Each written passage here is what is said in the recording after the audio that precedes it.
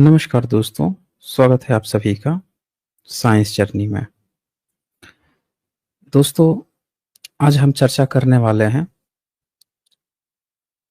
कृगमिग जातक कथा पे।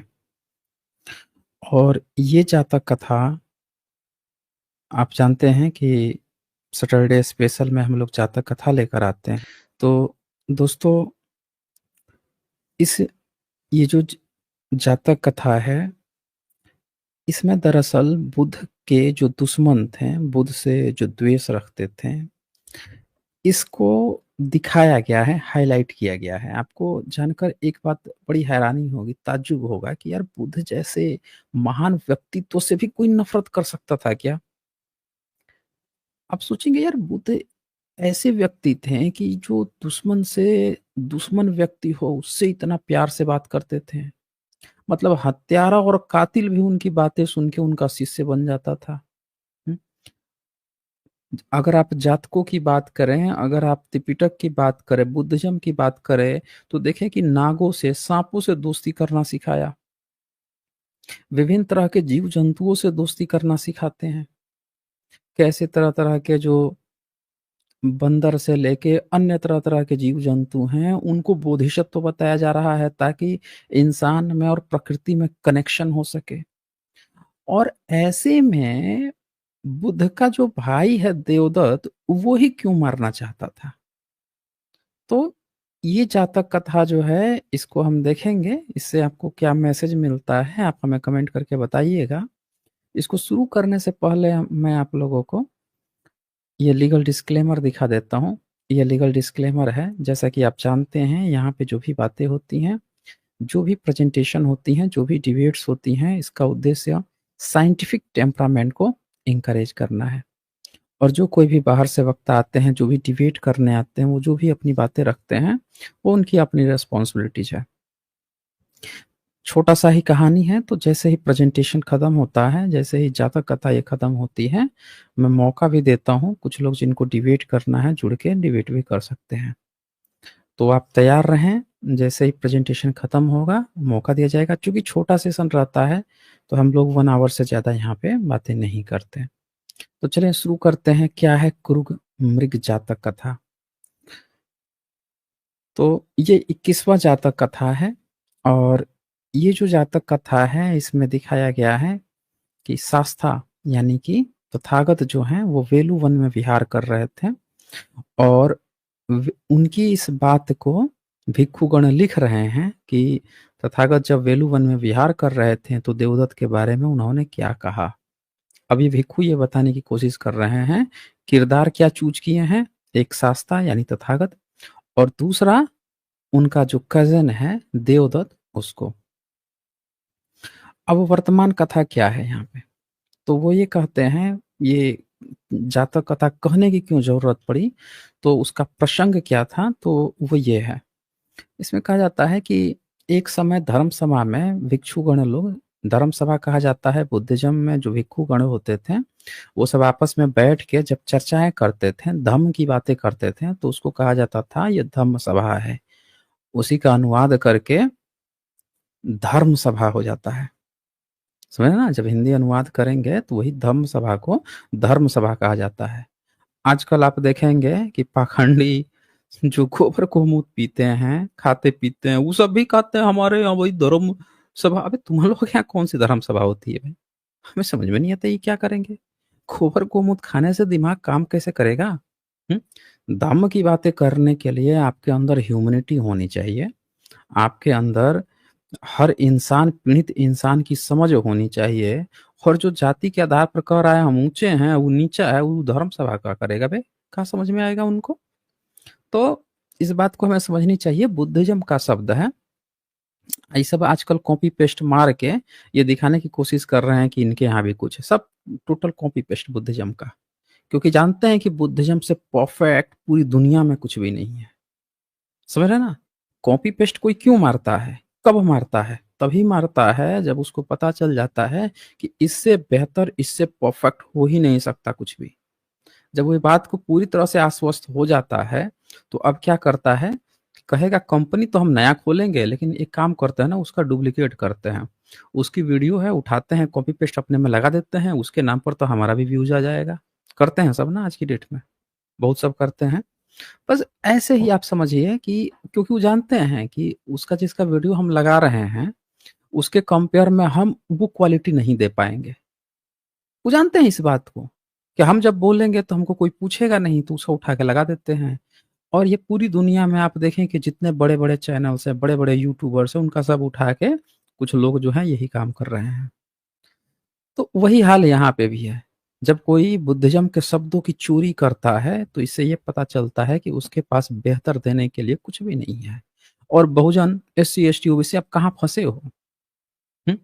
आप जहाँ खोज रहे हो, अपना धर्म खोज रहे हो, जबकि आप जानते हो कि जो दूसरा जिसमें आप फँसाया जा रहा है आपको, वो खुद इस बात को मान चुका है कि भैया बुद्धिज़्म से बेस्ट कुछ भी नहीं है। तभी तो कॉपी पेस्ट मारा है। नहीं तो बता दीजिए कि ये धर्म सभा शब्द कैसे इस्तेमाल कर पा रहा है जबकि ये बुद्धिज़्म का है?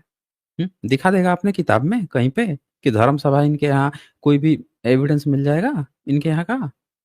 एक लिखित इंस्क्रिप्शन तक नहीं मिलता इनका, लिखित एक स्क्रिप्चर नहीं मिलता इनका पुराना।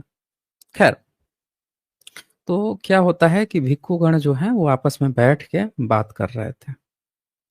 तो जब आपस में बैठ के बात कर रहे थे तो क्या हुआ कि सब क्या अब बातें क्या चल रही हैं कि देखो देवदत्त ने ना तथागत को मारने के लिए धनुधरों को नियुक्त किया, तीरंदाजों को नियुक्त किया, जो धनु विद्या में बहुत पारंगत थे उनको किया।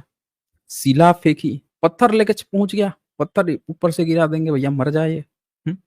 धनपाल हाथी को छोड़ दिया, भैया हाथी कुचल दे उनको। तरह तरह से तथागत के वध करने का प्रयास किया, हमेशा प्रयास में लगा रहता था। अब आप ये सेम चीज को उठा के देखेंगे तो ब्रह्मजयम ने ये सारी बातें उठा के क्या डाल दिया है कि देखो प्रहलाद थे, उनको मारने के लिए उनका बाप जो है, अबे बाप कौन होता है अपने बेटे को मारने के लिए ये सब काम करेगा? शिला फेंक देगा, सांप से कटवा देगा, तो उठा के हाथी चलवा देगा, छोड़ देगा, पहाड़ से फेंक देगा, ये कौन बाप अपने बेटे के लिए करता है?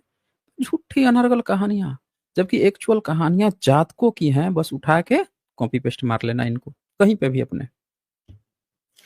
तो अब यहाँ पे क्या होता है कि प्रयास की ये सब बातें आपस में चल रही थी। तब तक तथागत वहां से विहार करते हुए घूमते घूमते आए, देखे कि अच्छा भिक्षुगण लोग आपस में बात कर रहे हैं, चले हम भी उसमें शरीक हो जाएं, देखें क्या बातें चल रही हैं।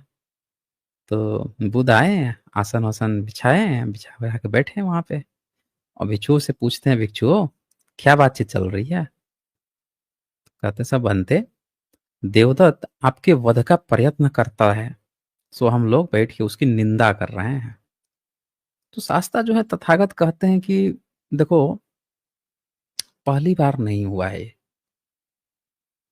ये हमेशा से होता आया है। वो ये बता रहे हैं, आज के भी डेट में इसको आप कनेक्ट कर सकते हो कि आज के भी डेट में अगर आपका कोई भाई है, कज़न है, पड़ोसी है, परेशान करता है आपको, किसी भी मुद्दे पर, किसी भी, तथागत यहाँ पे क्या कह रहे हैं, उसको नॉर्मलाइज़ कर रहे हैं कि इसको बहुत ज़्यादा सीरियस लेने की ज़रूरत नहीं है। परंपरा चली आ रही है, हमेशा से ही इस तरह की चीज़ें लोगों में आती रही हैं और उसको वो बताते हैं एक अतीत कथा के माध्यम से। कि देखो अतीत में भी इस तरह के लोग जो है प्रयास करते थे लोगों को मारने के लिए, आप कनेक्ट कर रहे हैं डॉट्स को, आप देखिएगा। तो ये जैसे ही वो पुरानी कुछ घटनाओं को बताने जाएंगे, अब ये जो घटना जो भिक्षु लिख रहा है पुरानी घटना के नाम पर, तथागत के नाम पर, उस घटना में तरह तरह के जीव जंतु होंगे। अब क्या होगा कि वो एक कहानी एग्जाम्पल के तौर पर ये सारी चीजें सेट की जाएंगी, ध्यान से समझिएगा। तो क्या होता है यहाँ पे कि वो बोलते हैं कि एक बार क्या हुआ कि जो काशी का राजा, जैसा आप जानते हैं तमाम जातक कथाओं में एक राजा सबसे ज्यादा फेमस है, वो है वाराणस में ब्रह्मदत्त, समझे ना? ये ब्रह्मदत्त राजा है। तो उसके समय में बोधिसत्व जो है क्रुद्धमृग के रूप में उत्पन्न हुए, यानी कि वो बताना चाह रहा है कि एक मृग की कहानी बताई जा रही है जो सबसे चतुर चालाक है अपने लोगों में। तो वो जो मृग है वो जो भी पेड़ था, सेपंडी का जो पेड़ था जाता था, वो सब खाते थे, उसके फल खाते थे उसी के अगल बगल, और ये अपना जीवन यापन अच्छे से पूरा मृग परिवार कर रहा था। होता क्या है कि जो पदचिन्ह होते हैं मृगों के, तो जब चलते हैं तो पदचिन्ह बनते हैं। तो एक शिकारी जो है उसको दिख जाता है कि यार यहाँ ना मृगों के ना पैर के निशान दिख रहे हैं। अब हम ना क्या करते हैं, बड़ा अच्छा मौका है, जाल बिछाते हैं, पकड़ते हैं मृग, फिर इनका मांस जो है बेचेंगे, जो कि उसका व्यवसाय भी था। पकड़ता था, मारता था और मांस ले जाकर बेच आता था और फिर उससे अपनी जीविका चलाता था। तो यहाँ पे भी वो ठीक यही चीज़ सोचता है कि यहाँ पे चलो हमको तो ट्रेस मिल गया, हिंट्स मिल गया कि यहाँ से सब जाते आते हैं, तो ऐसा करते हैं हम कि चलो इसको बिछाते हैं, जाल बिछाते हैं, पकड़ते हैं, अब मांस इसका बेचेंगे। अब वो क्या करता है कि बाँधता है अपने जो भी अपना हथियार वगैरह है, अटारी वगैरह सब बाँधता है और जो फल खाने के लिए मृग आए रहते हैं, तो ये क्या करता है कि पेड़ पर जो सेपड़ी वृक्ष है, जिसके नीचे ये जाके सब फल खाते थे, तो उसी के ऊपर जाकर चढ़ जाता है, चढ़ के बैठ जाता है, सुबह-सुबह में ही, कि ये सब जब भी आएँगे, तभी हम उन सबको मारेंगे, हत्या करेंगे और ले जाएँगे माँस। अब आके जब जाके ऊपर चढ़ के बैठ जाता है, तब उधर से मृगों का झुंड आता है। अब जब मृगों का झुंड आता है, तो उसमें जो सबसे चतुर चालाक उनका जो सेनापति रहते हैं, बोधिसत्व कहा गया है उनको, बोधिसत्व, वो क्या करते हैं कि जब पेड़ के नीचे जाते हैं, तो क्या देख रहे हैं कि यार ऊपर से पेड़ हमारे पास मतलब फल आके अचानक से हमारे ऊपर गिर रहा है। वो सोचते हैं अभी तक तो पेड़ कभी अपने आप फल गिराता नहीं था, हम लोगों को तो कूद-कूद के, उछल-उछल के खींचना पड़ता था फल को और ये क्या हो गया? ये खुद ही फल हमारे ऊपर गिर रहा है। फिर कुछ देर बाद देखते हैं कि फिर एक फल हमारे ऊपर गिर रहा है। वो क्या कर रहा था शिकारी, सोच रहा था कि ये जो हैं सब ना आएँगे यहाँ पे नीचे, मैं उनको पकड़ लूँगा। तो और वो क्या कर रहे थे कि जैसे देख लिए उनको समझ में आ गया कि कुछ तो गड़बड़ है। तो ये क्या किए कि जैसे ही शिकारी का इन लोग थोड़ा-सा आइडिया होता है बोधिसत्व को, थोड़ा-सा भी इनको अनुमान होता है, रुक जाते हैं लोग, जाते नहीं पेड़ के नीचे। जब पेड़ के नीचे नहीं जाते हैं तो शिकारी क्या कर रहा था, सोच रहा था कि रुको फल तोड़ के या फेंकते हैं, फेंकेंगे ना तो कहीं फल खाने के लिए सब धीरे-धीरे आते जाएँगे पेड़ के नीचे। दिमाग लगा रहा था वो अपना और उसका यही दिमाग लगाना जो है बोधिसत्व पकड़ लेते हैं कि अचानक से ऐसा क्यों? अभी तक तो कभी ऐसा नहीं होता था कि फल जो है अचानक से ऊपर से उड़ के हमारे पास चला आए। आज पहली बार ऐसा क्यों हो रहा है? तो ये जब इस बात को समझ लेते हैं, तो समझने के बाद से इनके जितने भी लोग होते हैं, मृग होते हैं, सबको ये सचेत कर देते हैं, रुक जाओ ज़रा। देखिए यहाँ पे कहते हैं, हे वृक्ष, पहले तू लटका कर गिराते हुए की तरह फलों को नीचे ही गिराता था, लेकिन आज तूने अपना वृक्ष स्वभाव छोड़ दिया। सो जब तूने वृक्ष स्वभाव छोड़ दिया, तो मैं भी तुझे छोड़ दूसरे वृक्ष के नीचे जाकर आहार खोजूंगा। यह कहकर उन्होंने गाथा कही। क्या कहते हैं ये? जातमेत, ठीक है ना? कुरुंगश्य यह त्वसे पर्णी सेयसी जसे पर्णी गच्छामि नमेते रुचते फल। अब ये ध्यान से देखिएगा यहाँ पे क्या लिखा है? जातमेत लिखा है। यही जातमेत जो है इसको आप जो आपको बताया गया है सत्यमेव, सत्यमेव जो है वो संस्कृत का शब्द नहीं है।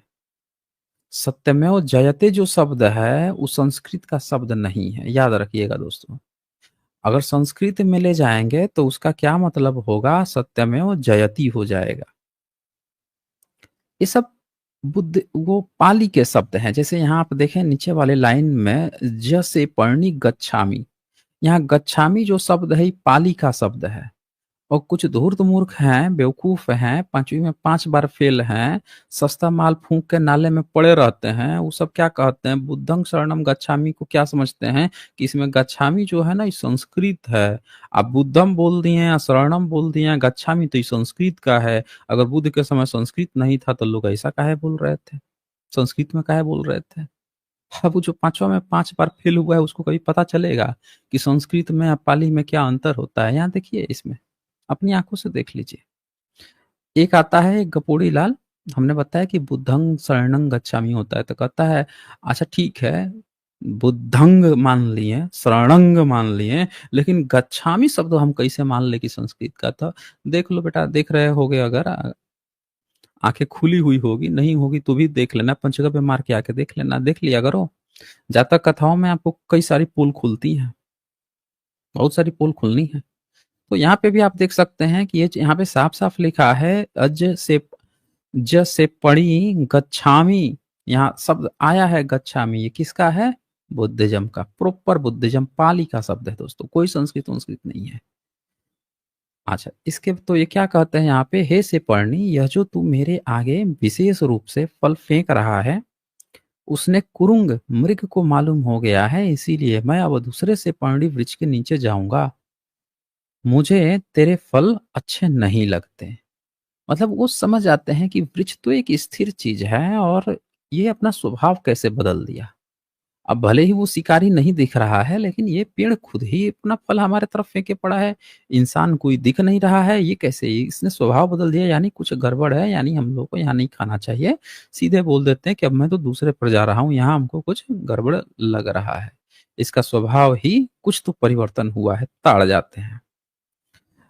अब क्या होता है, तो यहीं पे ये कहानी जो है बहुत बड़ी नहीं है, छोटी सी थी। इसमें ये दिखाने का प्रयास किया गया है कि यह देखिए, जात का अर्थ है प्रकट हो गया, अतएव कृशंग यानी कुरंग मृग को, यह तव से पर्णी, सेयसी का अर्थ है से पर्णी वृक्ष, यह तो तू मेरे फलों को बिखेर कर श्रेष्ठा विशेषता धारण कर रहा है, फल बिखेरने वाला हो रहा है, यह सब कुरंग मृग को मालूम हो गया।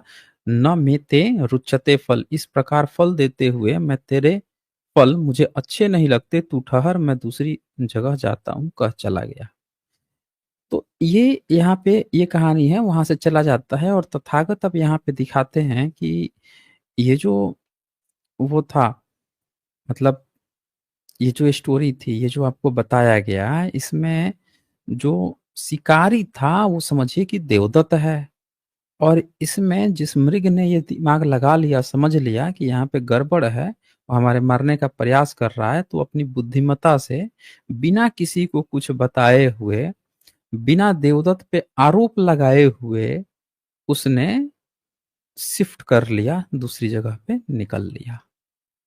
मतलब कहने का मतलब है दोषारोपण, हमेशा हम किसी को दोषारोपण करते रहते हैं।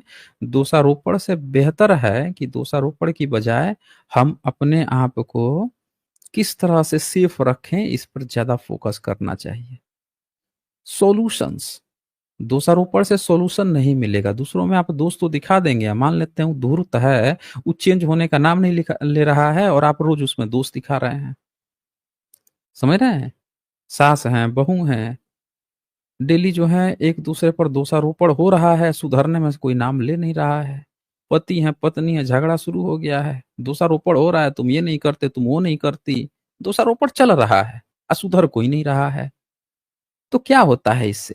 इससे होता है विवाद, और संबंध बिगड़ते जाते हैं, भयानक संबंध बिगड़ते हैं, और किस लेवल तक पहुंच जाते हैं कि फिर एक दूसरे को लोग देखना नहीं चाहते।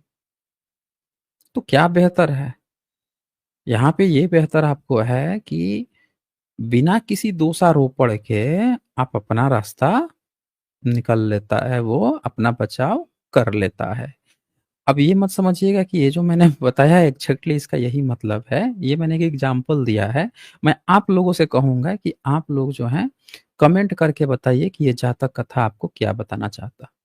कुछ लोग क्या कहते हैं कि इस जातक कथा को ही दिखा के क्या बताएंगे कि अरे देखो, इस जातक कथा में ना नरक की चर्चा है, अरे महारोरो, 8 महानरक, 16 सद्दिग नरक की चर्चा है। देखो बुद्धिज्म में भी नरक होता है, स्वर्ग न होता है, नरक होता है। मैं आपको बता दूं कि यहाँ पे स्वर्ग नरक की चर्चाएं जो हैं बुद्धिज्म में ब्रह्मनिकल नहीं है। समझ रहे हैं? ब्रह्मनिकल नहीं है, बल्कि आप देखें यहाँ पे क्या कहता है ये, शिकारी ने अटारी पर बैठे ही बैठे शक्ति फेंक कर कहा, जा तू इस बार बच गया। बोधिसत्व ने रुककर खड़े होकर कहा, मैं तो अब जैसे तैसे बच गया, लेकिन तू 8 महानरकों से, 16 उषद नरकों से, 5 प्रकार के बंधन आदि डंडी से नहीं बचेगा। इतना कहकर जिधर इच्छा थी उधर चला गया, शिकारी भी उतर उतर कर यथारुचि चला गया। अब ये पॉइंट जो है ना, ये पैराग्राफ दिखा के सब लोग जो है नरक-नरक चिल्ला पड़ते हैं। अब ब्राह्मणिज़्म में जाइएगा तो बेचारों ने इतना सीरियसली लेते हैं बुद्धिज़्म की एक-एक बात को कि भले मतलब ना समझ में आए, लेकिन उसको क्या करेंगे, उठा लेंगे अच्छा खासा जो समझिए कि स्वीट्स है या अच्छा खासा कोई भी खाने-वाने का है, उसको उठा लेंगे, थोड़ा-सा गोबर, थोड़ा-सा मूत में चबेर लेंगे, लपेट लेंगे और लपेट के गपाक दे खा जाएँगे। कहेंगे आह! मिल गया एक नया फ्लेवर। देखिए भैया दिख रहा है आपको ऐसा? नहीं दिख रहा है ना? इसमें क्या फ्लेवर है? पंचगव्य वाला फ्लेवर है, गोमूत्र वाला फ्लेवर, ये हमारा है भैया। इस पर हमारा मुहर लग गया, ठप्पा लग गया। तो उन्होंने ना नरकें बना ली। यहाँ पे क्या बात चल रही है उससे कोई मतलब नहीं। समझ रहे हैं? यहाँ पे वो क्या बात कह रहा है, किस चीज़ की बात चल रही है उससे कोई मतलब नहीं। ला भैया, बुद्धिज़्म में लिखा है ना, हम एक्सप्लेनेशन करेंगे। हम उसको बताते हैं क्या कर रहा है नरक। अभी देखो एक यमराज आएगा, इसकी आत्मा को खींच के ले जाएगा क्योंकि इसने हमको दान नहीं दिया है भैया। चूँकि दान नहीं दिया है तो बैतरणी नदी में वो बछिया भी नहीं मिलेगी, जो इसका जिसका पूँछ पकड़ के ही पार करेगा, हैं? बच्चा भी नहीं पैदा किया, अच्छा तो इसकी तो आत्मा को शांति ऐसे न मिलनी है। पितरों का पिंड ये किसे दे पाएगा? इसके तो हमेशा भूखे प्यासे रह जाएँगे इसके पितर। तो बेटा तुम तो गए हो, तुमको तो यमराज ले जाएगा, गरम-गरम तेल में यूँ फ्राई करेगा, कहानियाँ बना दी इन लोगों ने। जबकि यहाँ पे आप देख लीजिए, कहीं भी कोई चर्चा नहीं है कि कोई यमराज आके तिल फ्राई करके काट मार रहा है, ये कर रहा है। यहाँ पे जो बातें चल रही हैं, इसका मीनिंग आपको बुद्धिज़्म के अनुसार समझना होगा कि वो क्या बातें कह रहे हैं। अब आप तब भी सोचोगे कि लेकिन बुद्धिज़्म में फिर ये नरक की बात करना ही क्यों? क्यों करना? नहीं, सीधे हटा देते, मामला ही खत्म हो जाता। क्यों आप मौका देते हो ब्राह्मणों को भाई कि वो इस तरह की कॉपी पेस्ट करता है और तरह-तरह की कहानियाँ बनाता है? तो ज़रा ध्यान से समझिए, ये अतीत की कथा है, बुद्धिज़्म के वर्तमान कथा नहीं है। यहाँ पे एक जो बोधिसत्व है, बुद्ध के पूर्व की अतीत कथा में ये बात आई है, न कि वर्तमान कथा में और न कि बुद्ध की कथा में। समझ रहे हैं? ये बेसिक अंतर है, जो ये बात नहीं समझता है, वही महामूर्ख की भांति बेवकूफ़ बनता है और किसी कहीं पे भी जाके बेवकूफ़ बन जाता है। यहाँ पे कहीं भी ये क्या कहा जा रहा है, बोधिसत्व जो है, इसका कैसे प्रयोग कर रहा है, जो मृग है, एक मृग जो है, वो एक बहेलिये को यानी एक शिकारी को कह रहा है कि तू मुझे मारने का प्रयास कर रहा था, मैं तो बच गया, तू कैसे बचेगा? हैं? और उसके बदले में ये कहता है तू 8 महानरकों से, 16 उषद नरकों से, 5 तरह के बंधन से। यहाँ पे अगर आप ध्यान से देखेंगे तो ये क्या कह रहा है? ये बुद्धिज़्म के उन फिलॉसफीज़ की बात चल रही है कि जिन चीज़ों को तू अगर नहीं मान रहा है, तो सोच तेरे साथ क्या-क्या चीज़ें गड़बड़ होनी है। समझ रहे हैं? उसकी बात चल रही है। कभी मैं इन पर और डिटेल्स में वीडियो लेकर आऊँगा। बुद्धिज़्म में जो ये बातें हैं, जो बुद्ध के पूर्व क्या बातें चलती थी, उनकी डिटेल्स में तब आपको ब्रह्मनिज़्म ने क्या किया? तुरंत उठाता है, मसाला इसमें यमराज जोड़ता है, देवी-देवता जोड़ता है, एक अलग ही खिचड़ी पका रही है। तेल फ्राई चल रहा है भाई, तेल फ्राई, हैं? तेल फ्राई हो रहा है। तो ये सीधी-सी बात है कि बुद्धिज़्म आप देख सकते हैं, कहीं कोई यमराज नहीं है, कहीं कोई मरने के बाद से देवदूत पकड़ के पकौड़े तल रहा है, उसकी कोई बात नहीं है। ये शिक्षाओं की बात चल रही है, उन चीज़ों की बात चल रही है कि जब आप ये काम नहीं करते हैं, तो आपको क्या-क्या कष्ट भोगने पड़ेंगे, उन कष्टों की बात चल रही है। किसी ने कॉपी पेस्ट मार के या गोबर गोमूत्र लपेट के अपना फ्लेवर ही दे दिया पूरा स्वर्ग नरक का। तो फिर अब नीचे यहाँ पे फिर वर्तमान में आ जाते हैं कि बुद्ध ने भिक्षुओं देवदत्त केवल अभी मेरे वध का प्रयत्न नहीं करा, पहले भी किया है, यानी ये पहले की बात चल रही थी, लेकिन वह सफल नहीं हुआ, यह कहकर धर्मोपदेश को लाकर मेल मिलाकर जातक का सारांश निकाल दिखाया। इस पर अटारी पर से शिकार खेलने वाला शिकारी देवदत्त था और क्रुगमृग तो मैं ही था। अब दोनों का कनेक्शन ले लिया। तो ये छोटी-सी जातक कथा थी। आप सब लोग कमेंट करके बताइएगा इसका आपने क्या समझा, इसका क्या कन्क्लूज़न निकलता है? तब तक मैं लिंक दे देता हूँ। कुछ लोग, एक प्रेमानंद का चेला था, तो बहुत रो रहा था। कह रहा है कि एसचे तुमको ना बिल्कुल भी नहीं पता है हमारे धर्म ग्रंथ के बारे में। एक बार काश तुम मेरे से डिबेट कर लेते, तुम्हारा सारा ज्ञान जितना आज तक पढ़ाई किए हो ना, सब धारा के धारा रह जाएगा। पक्का प्रेमानंद का चेला हूं मैं। ऐसे एकदम ठोक बजा के गारंटी दे रहा था। तो हमने टाइम दिया था, 7:30 से स्टार्ट होगा, जुड़ जाना, हम लोग डिबेट कर लेते हैं। लिंक को मैं पिन कर देता हूँ। ऐसे जो जो चैलेंज वीर लोग थे, पिन कर दिया है मैंने इन तमाम लोगों को। अच्छा, एक और था, वो कह रहा है कि दम है, दम है भाई मनुस्मृति पर हमसे डिबेट करने का। क्या पढ़े हो आज तक मनुस्मृति? कोई गुरु नहीं मिला है। एक ऋग्वेद पहुंच गया लेके, कह रहा है एसचे हमने सुना है कि तुम हमारे धर्म ग्रंथों पे ऐसे बोल देते हो, तुमको आज तक कोई गुरु नहीं मिला। हमने कहा नहीं नहीं, गुरु तो बिल्कुल भी नहीं मिला।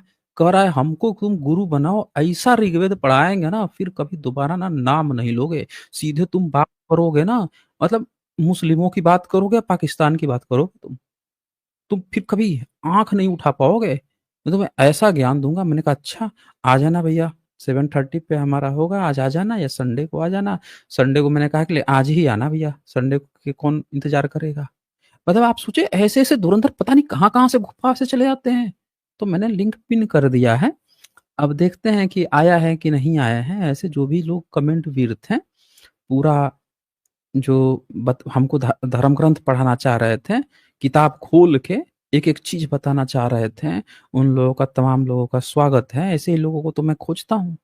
कहाँ पढ़े हैं, किधर पढ़े हैं, किस गुफा में बैठे हुए हैं, बताएं। हम लोग यहाँ खोज रहे हैं।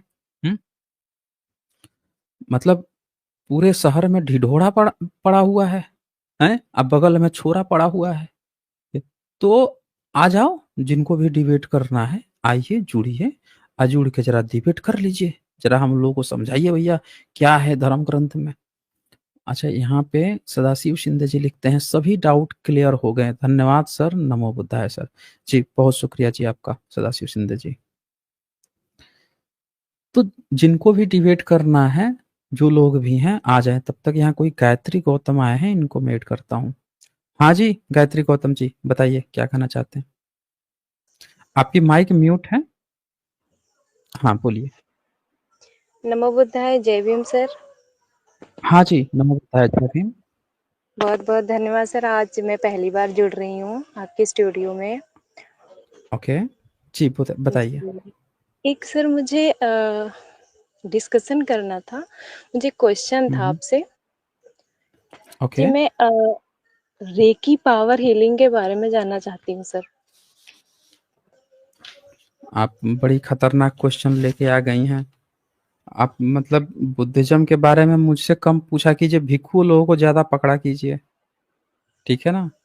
बुद्धिज्म पे जी इतने भिक्षु लोग हैं जिन लोगों ने जी सर मुड़ा मुड़ा के और इतना समय दिया है बुद्धिज्म को सीखने के लिए, उनकी सेवाएं हम लोगों को लेनी चाहिए ना। जी जी जी और तब देखना चाहिए कि वो लोग क्या पढ़ रहे हैं। जब उनसे कहें तो हम ऐसे लोगों को पकड़ पकड़ के लाएंगे। हम तो स्वागत करते हैं, भिक्षु गण लो आप लोग जुड़िए। तभी तो जी उनको भी पता चलेगा ना कि हमारी पब्लिक जानना चाहती है वो मेहनत कर रहे हैं या सिर्फ जो है सर मुड़ा के घूम रहे हैं। जी जी उनसे, बिल्कुल सर। हाँ उनसे तो लेना पड़ेगा, उनकी भी मेहनत दिखनी चाहिए समाज में। कम से कम बुद्धिज्म प्रॉपर जो बुद्धा की शिक्षा है वो खोज ओज के लाएं। जी और उनको, यही तो मेन काम है बुद्धिज्म के प्रचार प्रसार का। जी। जी जी जी बिल्कुल। एक्चुअली मैं पढ़ाई कर रही थी सर सिंगिंग की। ओके। तो वहाँ पे एक मैडम थी, मैं राजस्थान से ऑनलाइन सिंगिंग की क्लास ले रही थी सर। हम्म। तो वहाँ पे ऐसा कुछ उन्होंने बोला, हर सैटरडे को वो संगीत का एक प्रोग्राम रखते थे टीचर लोग कि वही भक्ति वाले गाने गवाते थे। तो अच्छा। फिर मैडम आई तो उन्होंने बोला, तो मैं मेरा जो है बहुत पहले से बुद्धिज्म के बारे में तो मैं बहुत पहले से जान रही हूँ, लगभग 6 क्लास से सर। हम्म। उसके बाद में जब मैं वहाँ पहुँची तो रेकी पावर हीलिंग के बारे में बात आई। तो मैंने सर्च करना स्टार्ट कर दिया सर, गूगल पे सर्च किया। मैंने कहा ऐसी कौन सी चीज़ है जो मेरे बुद्धिज़्म में नहीं है? एक्चुअली हुँ, ऐसा हुँ, हुआ कि जब मैं वहाँ पे पहुँची, तो उन्होंने जो नाम बताया, वो कोई उसुई के थे करके ऐसा कुछ नाम बताया कि उनके जनक हैं। लेकिन मैंने कहा ऐसे-वैसे जनक मैं तो नहीं मानती हूँ, मैं पहले सर्च करती हूँ। हुँ, जब हुँ, मैंने सर्च किया तो वहाँ पे आया कि एक जापानी बौद्ध भिक्षु ही थे, रेकी पावर हीलिंग के हुँ, जनक। हुँ, हुँ, हुँ। जी, तो मुझे आज मौका मिला सर, तो मैंने कहा मैं एक बार और सर से क्लियर करती हूँ कि यह सच्चाई है या फिर क्या है सर?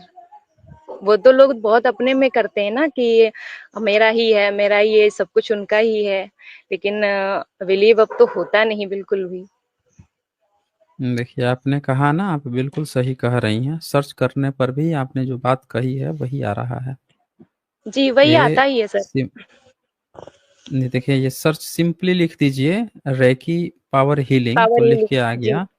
हाँ, जी, रेकी इज अ जापानी healing technique based on the principle of channeling universal life force energy to promote healing and wellbeing. अब आप सोचिए जी, कि ये सारी चीजें जो हैं, और ये लोग अपना पिताजी इसमें खोजने लगेंगे। जी, ये बिल्कुल। लोग अपने पिताजी, हर एक बुद्धिज्म की कोई भी चीज हो, पिताजी तुरंत जी, लेके पहुंच जाते हैं ये, कि हमारे है, जी, ये हमारा ही है। भाई, इतना निकम्मा मुझे आज तक कोई ऐसा धर्म नहीं देखा है जो इतना निकम्मा, इतना निठल्ला हो, कि जिसकी हर एक चीज़ें पहले से ही बुद्धिज़्म में अवेलेबल होती है। जी, जी, जी, मतलब कुछ तो नया हो, एक तो कोई चीज़ नया कर लिए होते हैं, ताकि पता चलता है कि भैया ये तुम्हारी कुछ अपनी उपलब्धि है। हुँ, जी। हुँ, कुछ भी हुँ, इनकी उपलब्धि नहीं है सर, बट ये है ना कि सर्च कर रहे हैं इधर से उधर, तो क्या करें, मजबूरियाँ हैं उनके सामने। कुछ कहीं तो मिलता हुँ, नहीं है बुद्धिज़्म के सिवा। और मैंने सर्च हुँ, इसलिए किया था सर क्योंकि उनकी वो ब्राह्मण ही थे, जिनसे मैं क्लास हुँ, ले रही हुँ, थी सिंगिंग की।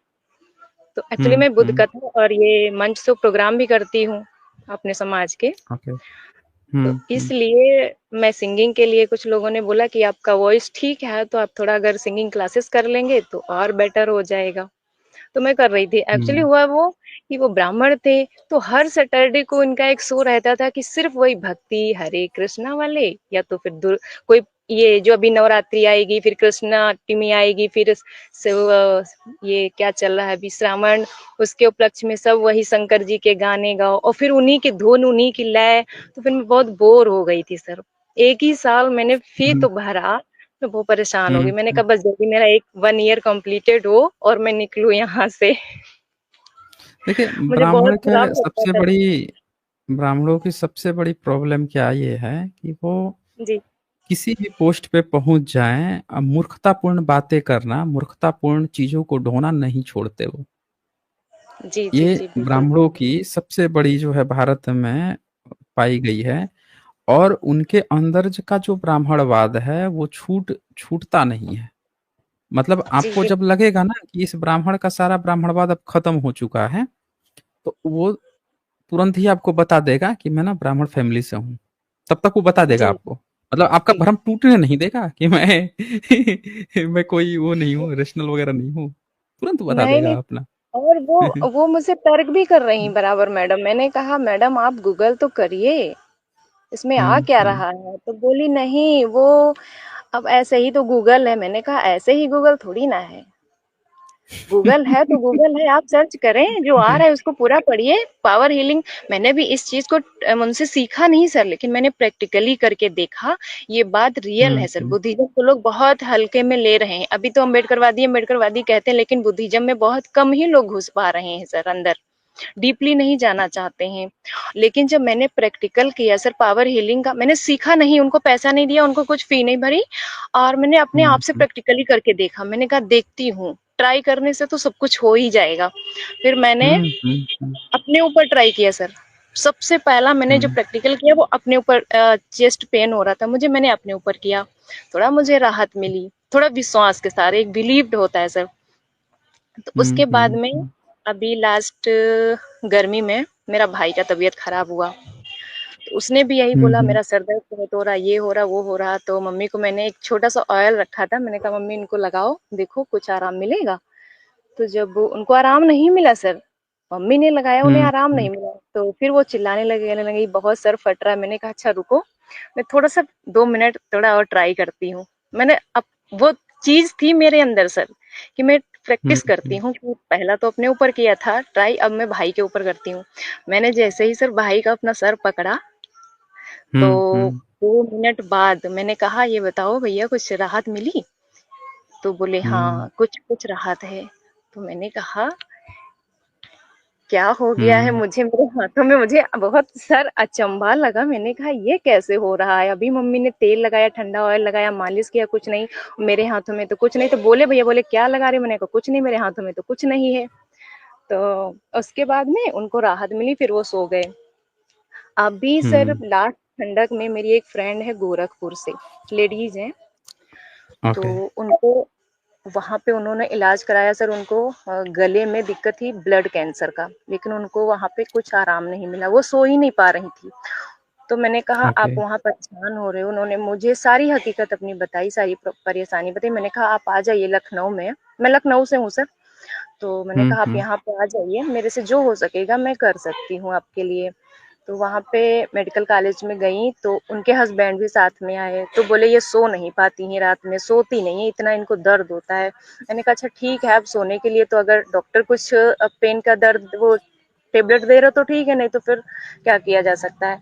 जब इनको राहत नहीं मिली, तो फिर मैंने सर इनको थर्ड बार ट्राई किया, वही पावर की हीलिंग के पावर से। तो मैंने हुँ, कहा अच्छा हुँ, आप बहन जी लेटिए, मैं थोड़ा आपको सर दबा देती हूँ, तो थोड़ा शायद आपको राहत मिल जाएगी। अभी बहुत चिल्ला रही हुँ, थी। फिर मैंने सर उनको अपने पैर घुटनों पे सर रखवाया। मैंने कहा आप रखिए थोड़ा सा, और मैंने मालिश किया उनको। जैसे मैंने उनका सर पकड़ा, और हुँ, उनको हुँ, 5 मिनट बाद ऐसा लगा उनको नींद आने, वो बड़े तेज तेज से खर्राटे आने लगे उनको। तो मैंने उनके हस्बैंड से ओके, कहा, मैंने कहा भैया आप तो कह रहे थे इनको हुँ, नींद हुँ, आती नहीं है, बहुत चिल्लाती है घर में। तो कहने लगे हुँ, बहन जी आपके साथ हैं, कल रात भर नहीं सोई हैं, आज आपके पैर पे घुटने पे रख के सर सो गई हैं, अब मैं क्या कर सकता हूँ। मैंने कहा ठीक है, मैं समझ सकती हूँ, मैंने जो किया है वो बिलीव के साथ किया है, वो मेरा एक प्रैक्टिकल था जो मैंने इनके ऊपर ट्राई किया है। तो सर मुझे तब से हुँ, बिलीव हुआ बुद्धिज्म के ऊपर 110%। बुद्धिज्म को जो डीपली से समझना चाहते हैं सर, और जैसे मेडिटेशन तो होता ही है, लेकिन अगर प्रैक्टिकली कोई करना चाहे तो बुद्धिज्म बहुत बड़ी चीज है। हुँ, हुँ, ये मैं बिल्कुल सही, कहना चाहती हूँ। बिल्कुल, बिल्कुल सही आप कह रही हैं। ये हकीकत है। जी, हकीकत है बिल्कुल हकीकत। बुद्धिज़्म में ऐसे ही नहीं इतनी सारी तकनीकों का इजाद किया गया था। बुद्धिज़्म में आप देखें ना इन लोगों का जो मार्शल आर्ट है उसमें जी, जी, इनको माशाल्लाह। ये सारी तकनीक पता होती है कि शरीर के किन-किन अंगों पे हल्का-सा पंच कर दो, वो बेहोश होना जी, है जी। सामने वाला। जी, जी, जी। तो नहीं, वो तो मैंने ये बेहोशी वाला हालत तो नहीं किया है अभी, लेकिन ये जो रेकी पावर हीलिंग है सर, ये बहुत हुँ, इम्पोर्टेंट है। और हर एक, मैं तो कह रही हूँ कि थोड़ा-सा, हुँ, अब मैं, जितने मेरे श्रोतागण सुन रहे हैं, जितने भाई-बहन मेरे सुन रहे हैं, और वो इस चीज़ को गूगल सर्च करें, उसके बाद में अपने ऊपर प्रैक्टिकल करें।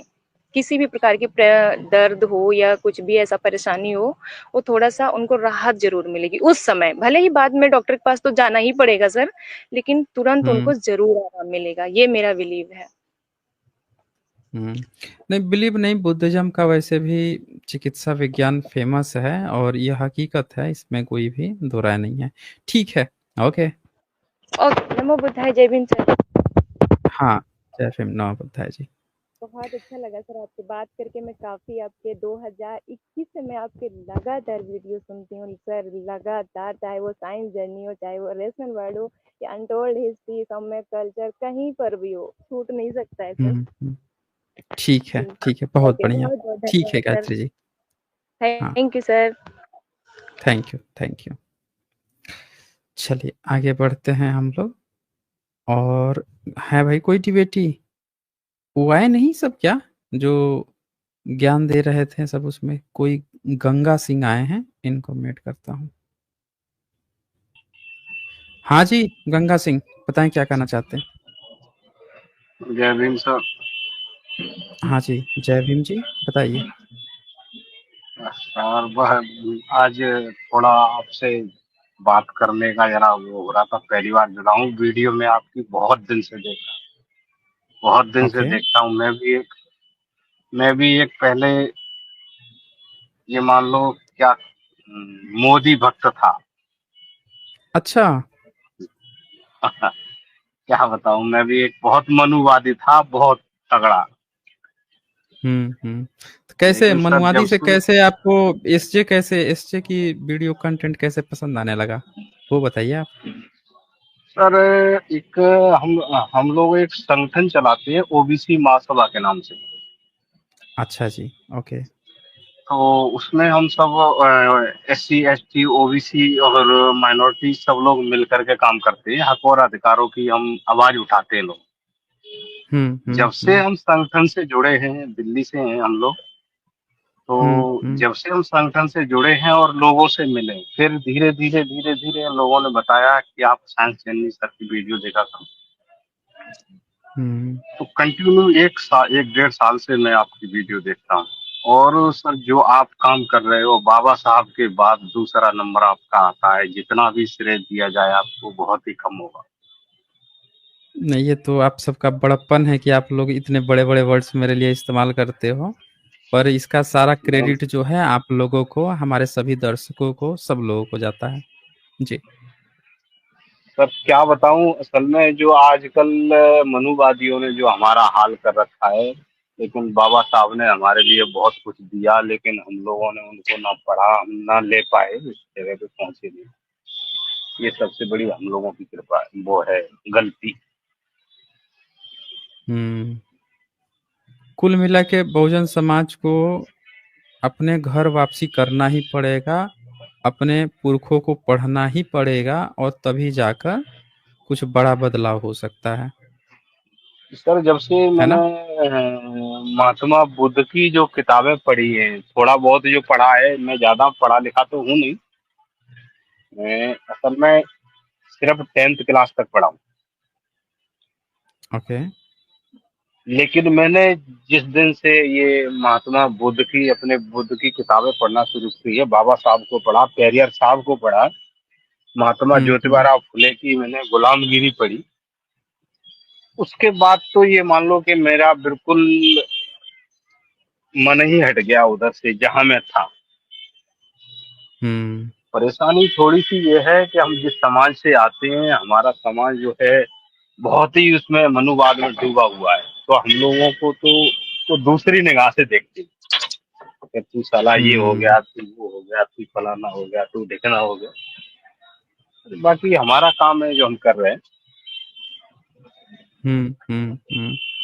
थोड़ा सा ये हाँ, है कि हाँ, पब्लिक आपकी तो राह देखें, पब्लिक तो बोलती रहेगी, हम लोगों को आगे बढ़ते रहना है जी। आपकी राह थोड़ी सी मिलती रहे कि इस तरीके से आप चलिए, इस तरीके से करिए, तो समाज सेवा भी करते हैं और साथ साथ में अपने ये भी काम करते रहें। लेकिन यह है, जिस हम झूठ के प्रोपेगेंडा में फंसे हुए, उससे बिल्कुल मुक्त हो गए हैं, बिल्कुल। हम्म। बहुत बढ़िया, बस यही बहुत कहना बढ़िया चाहूंगा, यही जी। आपसे कहना चाहूंगा। जी, ठीक है गंगा सिंह जी, बहुत अच्छा कि आप यहाँ पे जुड़कर आपने अपनी बातें रखी। ओके। अच्छा, चलें आगे बढ़ते हैं। सतीश पवार जी का यहाँ पे मेंबरशिप है, शुक्रिया जी आपको। अच्छा, इसके बाद से है कोई, हरीश उत्तर कोई आए हैं। हाँ जी, हरीश उतार, बताएं क्या कहना चाहते हैं। सर प्रणाम करता हूं आपको। हाँ जी, आपको भी बताइए। सर मैं सुथार हूं बाय कास्ट। ओके, बताइए। मैं अपनी हिस्ट्री जो है सुथारों की, उसके बारे में कुछ भी नहीं जानता। हम्म। हालांकि मैं टीचर हूं इंग्लिश का, हम्म। राजस्थान से हूं। ओके। लेकिन मैंने अपने खुद के जाति के इतिहास के बारे में ना कहीं पढ़ा है और ना कहीं सुना है और ना कुछ जानता हूं। ओके। अच्छा, तो हमने केवल इतना इसमें, सुन रखा है। हाँ बताइए बताइए। हमने केवल इतना सुन रखा है कि विश्वकर्मा जी के 5 पुत्र थे, उसी में से जो लोहार है, सोनार है, कुम्हार है, शिल्पी वगैरह जो सुथार है, उसी में से एक है। हम्म।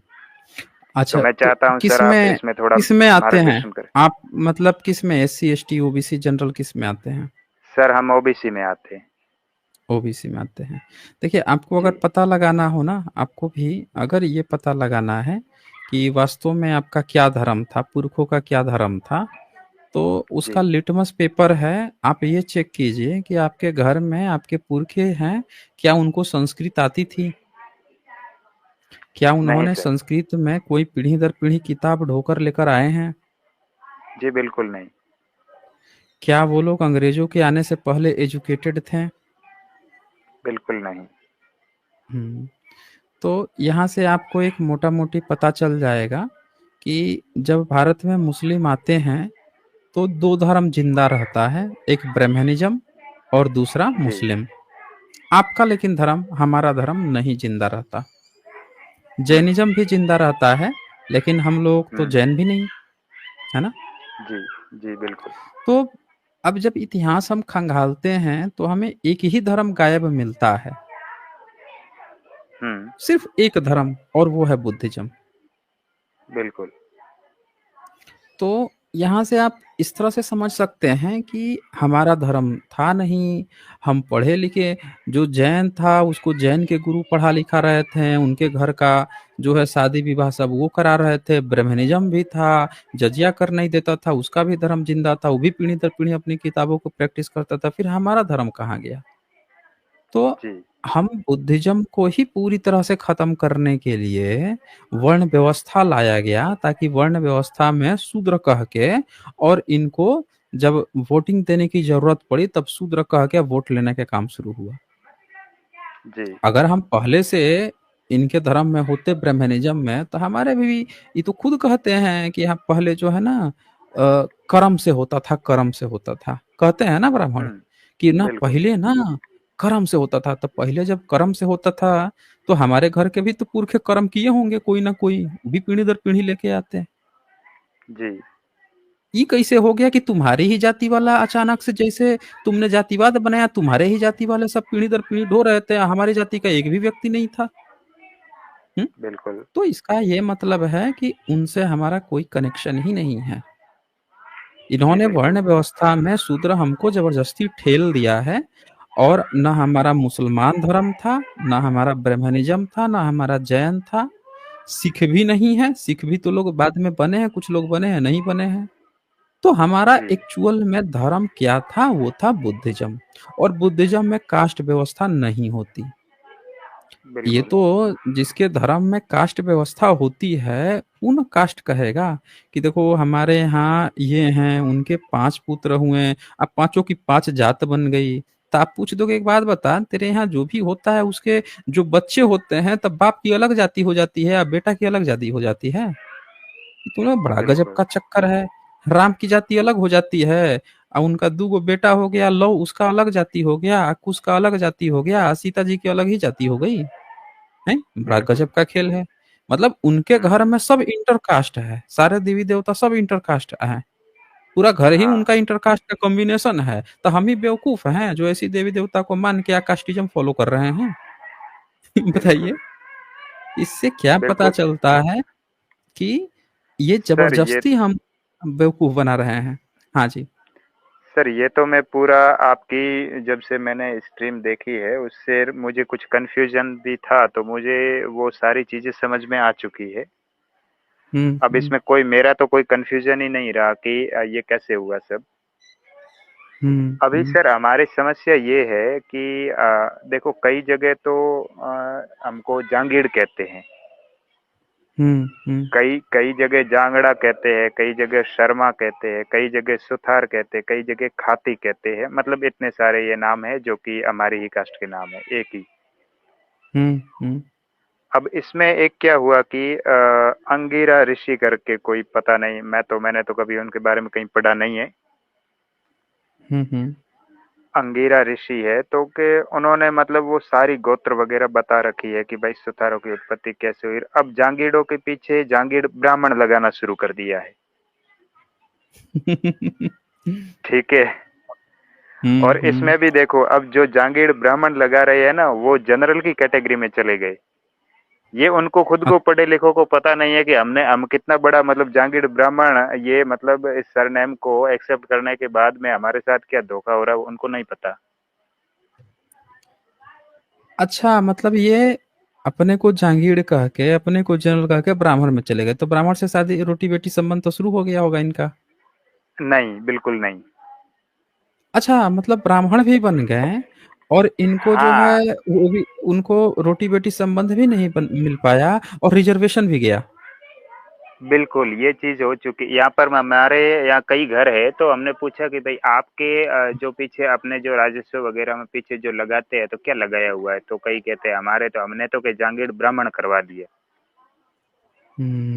तो मैंने कहा वाह। जागीर ब्राह्मण करवा दिया तो फिर तो जागीर ब्राह्मण तो वो आप सेंट्रल में तो वो तो जनरल में चले गए। हम्म। तो ये तो तो फिर ये वो उनको भी पता करते हैं नहीं। मंदिर में, मंदिर में पुजारी बन पा रहे हैं कि नहीं बन पा रहे हैं फिर तो। देखो मंदिर वाला हमारे यहाँ सिस्टम राजस्थान में एक अलग तरह का ही है। हम्म। शायद आपने वैसे रिसर्च वगैरह किया होगा, लेकिन मैं आपको बता दूं कि अपने हमारे यहाँ क्या होता है कि एक तो सबके कुल देवी होती है। कुल देवी बुद्धिज्म परंपरा है, बुद्धिज्म में कुल कुल देवी देवी होती है। बराबर, तो ये हमारे होती है। इनके पुजारी हमारे परिवार से ही होते, कोई ब्राह्मण नहीं होता है। हम्म। एक ये चीज होती है अपने यहाँ। बाकी अपने बाकी जो ये नॉर्मल मंदिर होते हैं जैसे शिव जी का हो गया, हनुमान जी का, तो वो तो सब गांव के होते हैं और गांव में वो पुजारी फिर वो ब्राह्मण ही होता है। हम्म। लेकिन अपने समाज के जो मंदिर होते हैं उन सब के एक कुल देवी होती है। बाकी अपने अपने घरों में आप हनुमान जी जिनको करना चाहो वो बनाओ और खुद पूजा करो, उसमें वो कुछ ऐसा है नहीं। मतलब कुल मिला के इन्होंने अपने घर परिवार में, ब्राह्मणों ने इनके यहाँ क्रियाक्रम करना बंद करवा दिया। मजबूरी में इनको अपने घर के क्रियाक्रम खुद करने पड़ गए।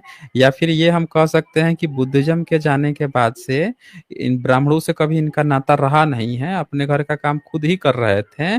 और आज की डेट में ये ब्राह्मण बनने के चक्कर में जो सुविधाएं मिल रही थी उसको भी तिलांजलि दे दी हाँ, है। अब ये तो मतलब ये जांगीड़ ब्राह्मण हम्म। जो जिन्होंने सरनेम जांगीड़ ब्राह्मण सुथार से जांगीड़ ब्राह्मण लगाया है तो वो जनरल की कैटेगरी। अब उनको पता चला कि अच्छा इससे तो क्या ओबीसी वाले कोटे से हम बाहर जा रहे हैं।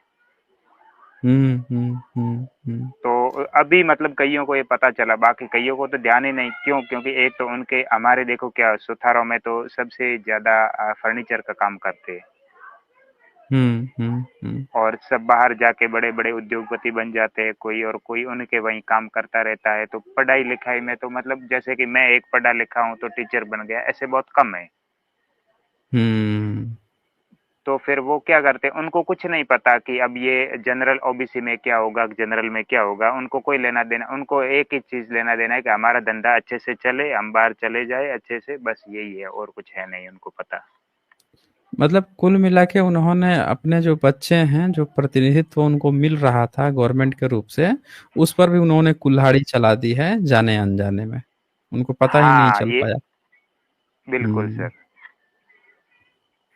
तो ऐसे ही जनसंख्या भी अपनी कम करा लेंगे और जनसंख्या उनकी बढ़वा लेंगे कि चलो उनकी जनसंख्या बढ़ गई और फिर जो है हक अधिकार कुछ मिलेगा नहीं। तो ठीक है, कोई कितना धनी होगा ना, एक हम्म, कम्युनिटी में 5% लोग, 10% लोग ही ना धनी होंगे। 100% लोग थोड़े धनी होंगे, 100% धनी होते तो वो ओबीसी थोड़े कहलाते। बिल्कुल नहीं सर। समाज जो है ओबीसी थोड़े कहलाता। कुछ लोग जिनका अच्छा व्यवसाय चल निकला है वही लाभार्थी हैं, सब लोग तो है नहीं। तो वो इसी बिल्कुल तरह से धीरे धीरे खत्म हो जाएंगे, ना इधर के रहेंगे ना उधर के रहेंगे। हम्म। वही तो बात है। अब सर इसमें ऐसा हो रहा है कि ये जो अभी ये जो जांगीड़ ब्राह्मण, अब इनको पता नहीं कि हमारे मतलब बेटों के, अब इनका प्रतिनिधित्व तो हमारा वैसे भी कम है। जैसे राजनीति में देख लोगे तो भी लगभग मिलेगा ही नहीं। कोई एक आध कहीं एमपी या फिर एमएलए मिल जाए, हम्म। एक आध मतलब पूरे भारत में देखे तो। और हम्म। बाकी इसमें अपने नौकरशाही में भी देखेंगे तो बहुत कम अनुपात है, 0.0 तब तक जाएंगे तो कहीं कोई एक आध मिलेगा। हम्म। तो ये अनुपात वैसे भी नहीं है, क्योंकि लोगों को केवल एक ही है शुरुआत से, बस हम ये काम अपना सीख लें फिर बाहर जाएं और बाहर जा करके अपना बड़ा सा बिजनेस बना ले। और उसमें चलो वो तो ठीक है जो कर रहे हैं वो तो, लेकिन हर कोई तो वो नहीं कर पाता। हर कोई नहीं करेगा, ये अपना भी जमीन खत्म कर लेंगे और उनके साथ के जो लोग हैं उनका भी जमीन खत्म कर देंगे। ठीक है, अच्छा किया आपने यहाँ पे जुड़ के इन बातों को यहाँ हम्म। पे रखा। पब्लिक को भी थोड़ा आइडिया होगा कि देखें समाज में क्या क्या चीजें चल रही हैं। ओके। एक सर और सवाल था एक मेरा। हाँ बोलिए।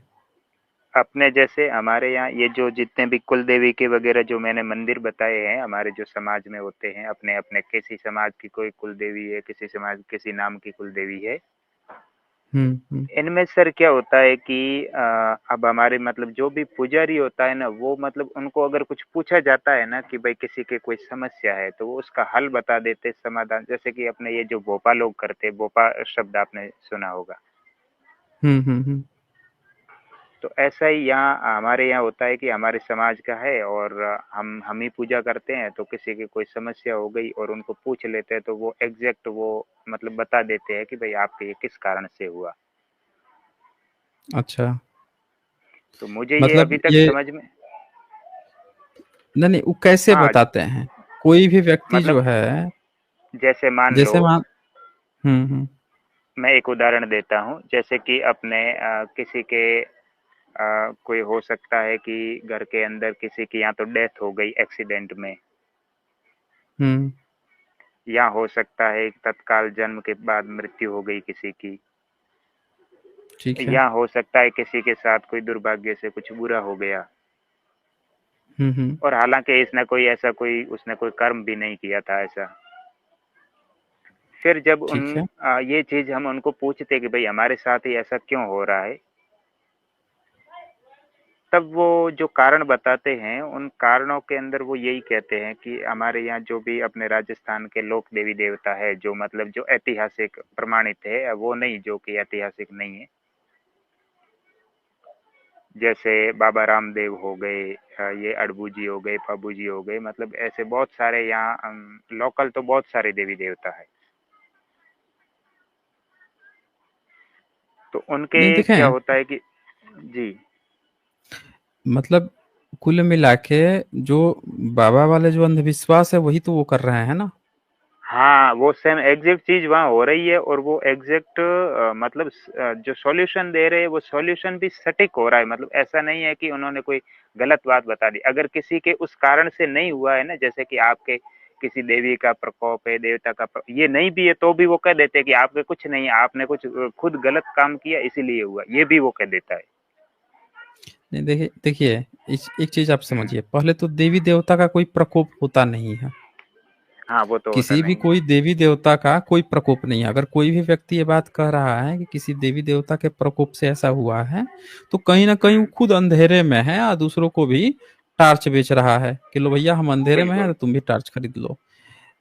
कोई भी व्यक्ति किसी भी धर्म बिल्कुल मजहब का है, अगर वो ये बात कहता है तो ये सब पे लागू होता है। अगर किसी सर व्यक्ति को इसमें कोई प्रॉब्लम है, किसी भी व्यक्ति को हम्म। कोई प्रॉब्लम है, तो सबके कारण अलग अलग होंगे। समझ रहे ना? बिल्कुल, वो तो सर है, वो तो समझ मेडिकल गया मैं। साइंस जो है, मेडिकल साइंस है, मनोविज्ञान है, इन सब की पढ़ाई में बहुत गहरे टर्म है, बहुत ही गहरे अर्थ हैं। और नॉर्मल जो व्यक्ति होता है उसको पता भी चलेगा कि 4 डिग्री हम्म। सेंटीग्रेड का पानी और उसको 10 डिग्री सेंटीग्रेड का पानी दे दिया जाए, उसको अंतर पता चलेगा दोनों में? बिल्कुल। नहीं पता चलेगा उसको। इसलिए नहीं पता चलेगा क्योंकि उसको उसको क्या लगेगा कि वो तो रूम टेम्परेचर दिख रहा है, उसके शरीर का बॉडी का टेम्परेचर जो है, तो उसके बॉडी के टेम्परेचर में वो दोनों ठंडे लगेंगे। उसे बोलिएगा ना कोल्ड ड्रिंक देके हाथ हम्म। में, एक कोल्ड ड्रिंक जो 10 डिग्री सेंटीग्रेड टेम्परेचर पर है, तो हाथ से टच करके कहेगा हाँ ठंडा लग रहा है। और उसके भीतर जब बर्फ जम गया है, -2, 3, 5 डिग्री वाला दीजिएगा, उसको भी टच करेगा, कहेगा हाँ ठंडा है। उसको अंतर नहीं, बिल्कुल। उसको क्या दोनों को ठंडा है, क्योंकि एक टेम्परेचर उसका जो टेम्परेचर है उससे वो दोनों कम है, तो उसके लिए सब ठंडा ही ठंडा है। हम्म। उस अब बता दीजिए, किसी कोई व्यक्ति जो है 90 डिग्री सेंटीग्रेड पे पानी उबल रहा है, 95 डिग्री पे, 99 डिग्री पे, अंतर पता लगा पाएगा? कहेगा गर्म है पानी। सही क्या है? है। पानी गर्म है। तो जो बिल्कुल। कम बुद्धि वाले लोग होते हैं वो कहेंगे देखे बाबा जो है ना बड़ा सटीक बात बताए हैं, गर्म है। अरे भैया गर्म है तो हम्म। उसका लेवल है ना, 90 डिग्री, 91 डिग्री, 91.5, 92, 95, बहुत बारीकियां हैं। और लोग उसको जनरलाइज टर्म में जब हम बातें बोलते हैं तो उनको क्या लगता है, हाँ हाँ एकदम सही बोले हैं, गर्म था गर्म था, कितना डिग्री पे था उससे कोई मतलब नहीं है लोगों को। तो इसीलिए सर ये जितने भी जो बातें चल रही हैं उसके हमको ना गहराई में घुसिएगा तुरंत पकड़ लीजिएगा लॉजिकल फालसी, और जनरलाइज टर्म में देखिएगा तो आपको लगेगा हाँ यार सही ही तो बोल रहा है। एक बात है अब मान सर। लीजिए, अच्छा हरीशूतर मान लीजिए आप यहाँ पे हैं, मैंने आपसे कहा हम्म कि पिछले 5 साल में ना आप बहुत बुरा एक बार बीमार पड़े थे, हम्म। एक बार आप एक्सीडेंट, आप जो है ना बच के हाँ, रहिएगा। 5 साल एक तो नहीं सर, लेकिन लगभग 15 साल पहले तो बुरी तरह से ही पड़ा था बीमार। आप पढ़े थे आप, तो अभी क्या है, मैंने जो 5 साल कहा ना वो क्या कहेगा कि आप ना पहले एक बार बहुत बुरी तरह से बीमार पड़े थे, तो आप, हर आदमी बीमार पड़ता ही पड़ता है, कम पड़ता है ज्यादा पड़ता है, कोई कह देगा हाँ बीमार तो पड़ा था मैं, कुछ ना कुछ तो आ ही जाएगा। तो हम्म। ये बड़े जनरल से टर्म होते हैं, यहाँ पे क्या पता चला, किस बीमारी के कारण नहीं बता रहा है, एग्जैक्ट टाइम पीरियड नहीं बता रहा है, हम खुद से उसकी बातों को खोज के सेटिस्फाई कर रहे हैं कि हाँ कुछ ऐसा तो हुआ था। समझ रहे हैं ना, ये लॉजिकल फालसी से इन लोगों का खेल चलता है, इन लोगों का, और लोग सोच लेते हैं कि हाँ यार सही ही तो बताया है, कोई खास गलत थोड़े बताया है। सर अब एक मैं मैं आपसे बात। जैसे कह दूं, हरी सुथार मैं आपसे जी। जैसे कहूँ, आपने जैसे चश्मा पहन रखा है, जैसे आपने अच्छे कपड़े पहन रखे हैं, तो मैं आपसे ये कहूँ कि यार आप ना, आपकी आपकी स्थिति जो है बाकी आपके लोगों से थोड़ी सी ठीक है, आप थोड़ा पढ़े लिखे हैं, तो बताइए क्या मैं गलत बोल रहा हूँ? नहीं, बिल्कुल सही बोल रहे हैं आप। सही बोल रहा हूँ। अब आप खुद से देखिए, इस बात को आप खुद से समझिए, जनरल टर्म है लेकिन हमने क्या चीज आपको नहीं बताया कि आप जो हैं क्या अनिल अंबानी जितना धनी है, या आप जो है नॉर्मल एक टीचर जो मध्यम वर्गीय फैमिली होता है उतना है, या आप एक बहुत गरीब है उससे ज्यादा आप धनी हैं, या आप जो है हो सकता है नॉर्मली कोई एक्टर एक्ट्रेस जितना धनी है, हमने कोई रेंज नहीं बताया, हमने बस एक बिल्कुल। नॉर्मल सी बात बोल दी कि आप ठीक ठाक फैमिली से हैं, आपकी स्थिति थोड़ी ठीक है, तो आपको लग गया कि हाँ आप ठीक ही बोल रहे हैं। पढ़े लिखे हमने बोल दिया क्योंकि लड़का ठीक ठाक कपड़ा पहना हुआ है, किए हुए है, तो आज के डेट में कौन पढ़ता नहीं है, हल्का फुल्का तो सब लोग पढ़ ही रहे हैं। तो ये जनरलाइज वर्ड्स हैं, इसको देख के हम कभी भी ये नहीं कह सकते हैं कि इन्होंने जो कह दिया वो 100% हर एक चीज सही सही है। सही है। हाँ सर एक बात और कहना चाहूँगा आपसे। बोलिए। सर होता ये है कि अभी जैसे आप जो बाबा लोगों की आपने बात की, तो वो तो देखो, वो तो उनका तो वो व्यवसाय एक तरह का चलता है, इसीलिए वो ऐसे काम करते रहते हैं। हम्म। मैं जिस संबंध में बात कर रहा हूँ वो ये है कि जैसे अपने समाज का ही कोई मंदिर है और अपने घर का पुजारी है, वो एकदम अनपढ़ है, मतलब उसको कुछ नहीं आता, और सामान्य मतलब जैसे या तो किसान है या गृहिणी, कोई हाउस वाइफ है, घर का काम करती है, कोई मतलब उसको कुछ भी ज्ञान नहीं है, नॉलेज खुद को भी नहीं है, हम्म। और वो मतलब उस देवी की जैसे कुल देवी हो उसकी केवल पूजा करती है और कुछ नहीं करती, वापस आ जाती है, और दूसरी कोई अन्य कोई ऐसी कोई बात भी नहीं करती, ठीक है। मतलब हमेशा सामान्य स्थिति में रहती है। लेकिन मान लो हमारे समाज में किसी के घर में कोई इस प्रकार की घटना हो जाती है, अगर उनको कुछ पूछना हो तो वो ये नहीं कहेगी कि उस देवी का प्रकोप था या उस देवता का प्रकोप था, बल्कि वो ये कहती है कि आपकी ये समस्या उस दिन खत्म हो जाएगी या किस वजह से हुई थी, और सॉल्यूशन देती है। तो सॉल्यूशन भी मतलब इस तरह का देती है कि आपको आगे क्या करना है, वो, और वो एग्जैक्ट वो सटीक बैठ जाता है, और वो केवल उस मंदिर पे जाके केवल उसका दीपक जला के करने के बाद में वापस वो शांत होकर के सब घर आ जाते हैं, मतलब उसके बाद में ऐसा वो चलता नहीं रहता कि उसके बाद और दूसरे लोग आएंगे उनको भी बताएंगे, ऐसा कुछ भी नहीं होता। अब मुझे यही कंफ्यूजन है कि उस जिस महिला को कुछ पता नहीं है, वो केवल एक मतलब एक आस्था विश्वास से उस मंदिर पे बैठ जाती है, और वो कहती है कि भाई जो भी मेरी दिखने में आएगा, अब पता नहीं उनके देखने में कैसे आता है, वो मुझे तो ध्यान नहीं उस चीज का, वो चीज वो बताती है सामने वाले को जो पूछता है।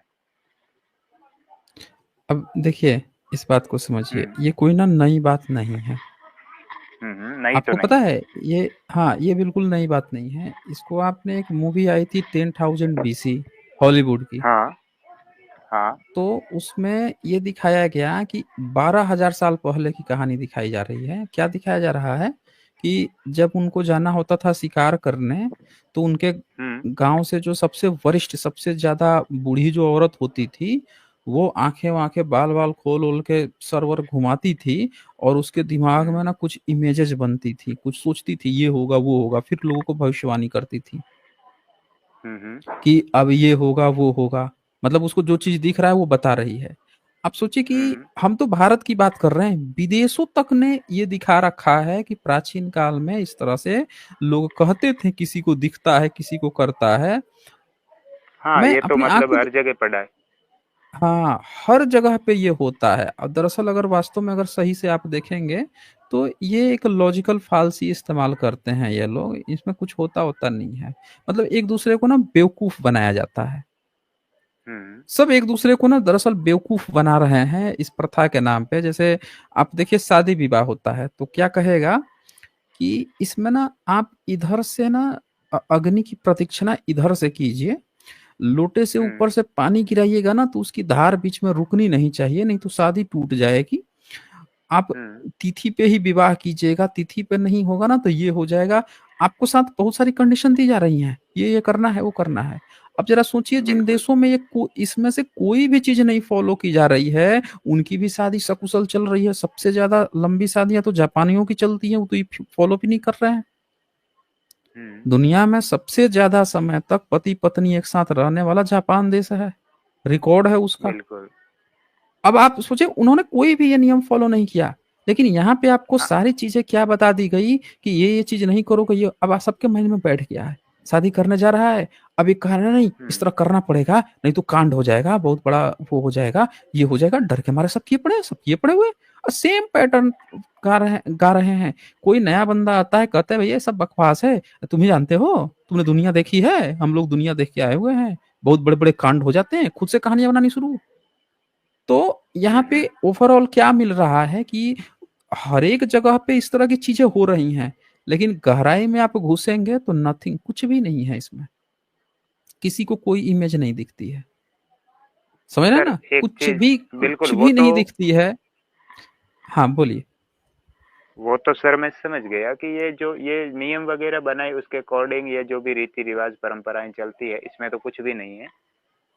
हम्म। लेकिन ये घर की मान लो कि एक ही सदस्य को ये चीजें, ये कोई क्या, कोई मेंटल कोई ऐसा साइकोलॉजिकल सिस्टम हो सकता है कि उसी कोई वो चीजें इस तरह से आए दिमाग में, बाकी वालों को ना आए। देखिए, हम्म ये ना, जैसे हर घर में आपने सुना है भारतीय फैमिली में कि 4 मुखिया होते हैं घर के, परिवार के। हम्म घर में एक ही ना मुखिया होता है। विशेषकर कौन होता है, न्यूक्लियर फैमिली है तब बाप हो जाएगा, कंबाइंड हम्म फैमिली है तो जो उसमें से वरिष्ठ होंगे, दादा ताऊ जो भी होंगे वो हो जाते हैं, यही ना होता है हाँ कॉमन। हाँ बिल्कुल। तो अब आप खुद बताइए कि काहे नहीं बाकी लोग हो जाते हैं, उसमें से तो बहुत सारे पढ़े लिखे भी होंगे, चतुर चालाक भी होंगे, काहे एक ही आदमी वही आदमी बन रहा है? हम्म क्योंकि ये एक पैटर्न बन गया है। हर घर में जब सब लोग ये क्लेम करने लगेंगे कि हमको भूत आ रहा है, हमको भूत आ रहा है, हम ये चीज देख रहे हैं, तो उनकी बातें कौन मानेगा? ये पूरा का एक पैटर्न बन गया है, जिसमें से हम्म कोई भी घर में एक व्यक्ति जो है इस तरह का क्लेम करता है, और हमेशा देखते हैं वैकेंसी खाली हो गई दूसरा पहुंच जाता है। बताइए, आपने कभी देखा है सांसद का, एमएलए का, कि सीट खाली हो और इलेक्शन नहीं हो रहा हो? हम्म? बिल्कुल। सीट होता खाली है होते ही बिल्कुल। इलेक्शन शुरू हो जाता है ना, लोगों की नजर रहती है कि अभी वो चल रहा है, वो सीट खाली हुआ है, तो कुछ कैंडिडेट पहुंच जाएंगे, भैया हमको बनना है, अपना क्लेम करने पहुंच जाएंगे। हर व्यक्ति जो है अपना क्लेम हम्म करने पहुंच जाता है। तो ये, बिल्कुल। इसमें कोई भी बड़ी बात नहीं है।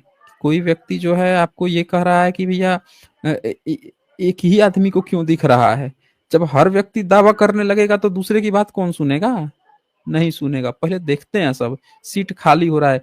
इतने सारे मंदिर हैं, महंत जो मेन महंत है शंकराचार्य है, एक ही ना होता है। कभी आप देखे हैं कि ब्राह्मण, कुछ और ब्राह्मण खड़ा हो गए हैं कि नहीं नहीं अब हम शंकराचार्य हैं, हम हैं? बिल्कुल। नहीं करते ना, वही रहता है। क्योंकि उसको भी पता है कि हम खड़ा भी होंगे तो हमारी कोई वैल्यू नहीं होगी, हमको कोई मानेगा नहीं। सबसे बढ़िया तरीका है कि जैसे उसकी वैकेंसी खाली हो तब हम तुरंत खड़ा हो जाए, तब लोग हमको मान लेंगे। म्यूचुअल अंडरस्टैंडिंग बराबर। है ये सब, उस हिसाब से ये चल रहा है। आप देखिए एक चीज आप दिमाग में एकदम बढ़िया से अच्छे से मान लीजिए, पानी अगर जमीन के सरफेस से ऊपर जा रहा है, अपने आप जा रहा है, ग्रेविटी के अगेंस्ट में जा रहा है, तब ये मान के चलिए वहां पे कि ये प्राकृतिक नियम नहीं है। हाँ वो तो सही है।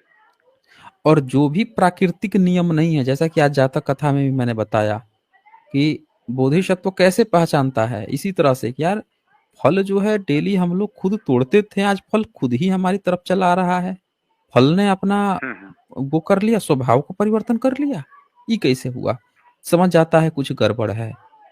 तो जो कोई भी हाँ ऐसा दावा कर रहा है कि हम भविष्य देख पा रहे हैं, हम कोप प्रकोप देख पा रहे हैं, हम ये देख पा रहे हैं, वो प्रकृति के अगेंस्ट में बात कर रहा है।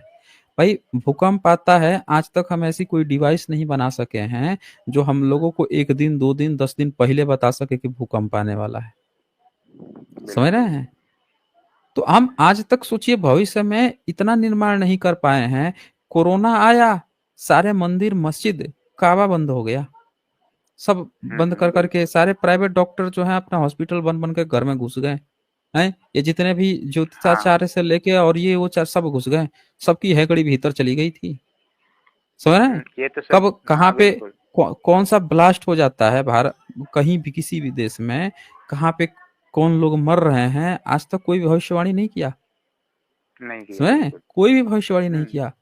तो इससे आपको क्या पता लगता है कि हम जिन छोटी घटनाओं को जोड़कर तोड़कर देखने की कोशिश कर रहे हैं, वो कहीं ना कहीं फितूर है, बेवकूफी भरी बातें हैं, इनका कोई भी इसमें ट्रूथ नहीं है। क्योंकि जो सत्य होता है ना, यूनिवर्सल सत्य होता है, तो आप अमेरिका में खड़े होकर पत्थर ऊपर फेंकिए, चाहे इंडिया में खड़े होकर पत्थर नीचे ही गिरेगा। हाँ वो तो वही है। वो क्योंकि वो प्राकृतिक नियम है, ग्रेविटी के नियम को पालन कर रहा है। जो भी प्रकृति के नियम के विपरीत दिखे, वहां समझिए कि कुछ गड़बड़ है, या फिर कुछ आर्टिफिशियल चीजें लगाई जा रही हैं। जैसे एरोप्लेन उड़ के जा रहा है, रॉकेट वायुमंडल से पार करके चला गया, तो हमने वहां पे क्या लगाया? आर्टिफिशियल लगाया। आर्टिफिशियल अपनी बिल्कुल। चीजें हमने लगाई जिस कारण से हम उसके विपरीत जा सके। उसी तरह से जो कोई भी इंसान कह रहा है ना कि हम प्रकृति के अगेंस्ट, हमको भूत दिखता है, हमको भविष्य दिखता है, हमको ये दिखता है, वो दिखता है, तो वो आर्टिफिशियल दिमाग लगा रहा है अपना, प्रकृति के बराबर। विरुद्ध अपना दिमाग लगा रहा है। वो नेचुरल कतई नहीं है, उसमें उसका दिमाग शामिल है। समझ रहे हैं? अभी बिल्कुल सर, वो तो मैं सब सब पढ़ा हुआ है मेरे, मैं सब जानता हूँ, क्योंकि मुझे ये ज्योतिष में वगैरह इसमें कुछ भी नहीं है, ना मैं इसको मानता हूँ हम्म। और ना इनसे कुछ होने ठीक है वाला फिर। है, क्योंकि okay okay sir, thank you. ठीक है हरीश जी, हाँ। ओके। क्योंकि आज समय कम रहता है ना। राहुल कांबले जी का सुपर स्टिकर है, शुक्रिया जी आपको। एक और कोई कॉलर ले लेते हैं। है भाई कोई डीवीटी? कोई पवित्रा आए हैं? हाँ जी पवित्रा, डिबेट करना आपको? माइक अनम्यूट करें।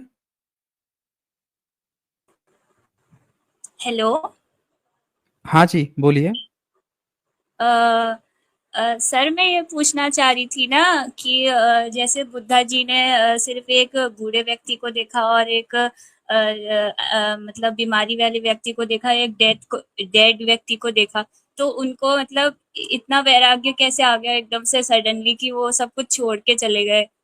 और मतलब मेरा ये दूसरा क्वेश्चन ये था कि जैसे हम लोग स्टूडेंट्स हैं, तो हम लोगों की लाइफ में काफ़ी सारी डिस्ट्रैक्शंस भी होती है, तो जैसे उन्होंने निर्वाण बताया, तो निर्वाण की क्या इम्पोर्टेंस हो सकती है स्टूडेंट की लाइफ में? हम्म।